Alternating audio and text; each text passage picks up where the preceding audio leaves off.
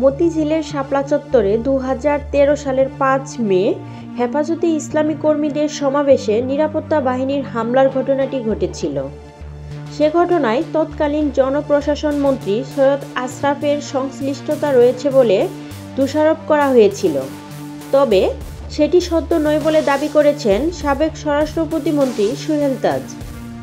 ৩ জানুয়ারি নিজের ভেরিফাইড ফেসবুকে প্রোফাইলে দেওয়া এক পোস্টে তিনি এসব দাবি করেছেন।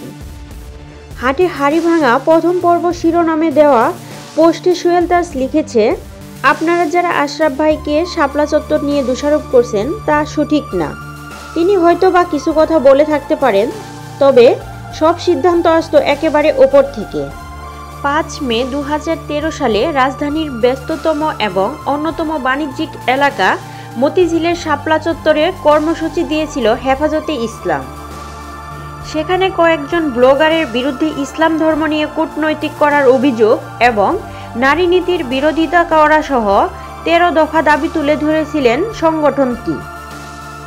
দিনভর উত্তেজনা এবং সহিংসতা ছড়িয়েছিল সংগঠনটির উক্ত কর্মসূচিকে কেন্দ্র করে। তারপর শাপলা চত্বর ঘিরে তৈরি হয়েছিল এক ভীতিকর পরিবেশ। অবশেষে পুলিশ, র্যাব এবং বিজিবি অভিযান চালিয়ে খালি করেছিল শাপলা চত্বর।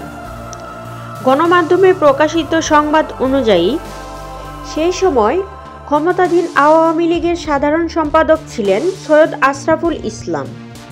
তিনি হেফাজতের কর্মসূচি নিয়ে এক বক্তব্যে বলেছিলেন, আমাদের সরলতাকে দুর্বলতা ভাববেন না।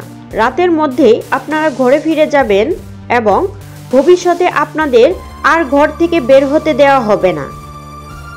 সৈয়দ আশরাফ আরও বলেছিলেন, অভিযানে শাপলা চত্বর খালি করার পর হেফাজতে ইসলাম বিড়ালের মতো লেজ গুটিয়ে পালিয়ে গিয়েছিল। প্রিয় দর্শক, এতক্ষণ সাথে থাকার জন্য ধন্যবাদ। এরকম আরও নিত্য নতুন সংবাদ পেতে আমাদের ওয়াইটিভি নিউজ চ্যানেলটি সাবস্ক্রাইব করুন এবং আপনাদের ভালো লাগলে লাইক, কমেন্ট, শেয়ার করে পাশেই থাকুন।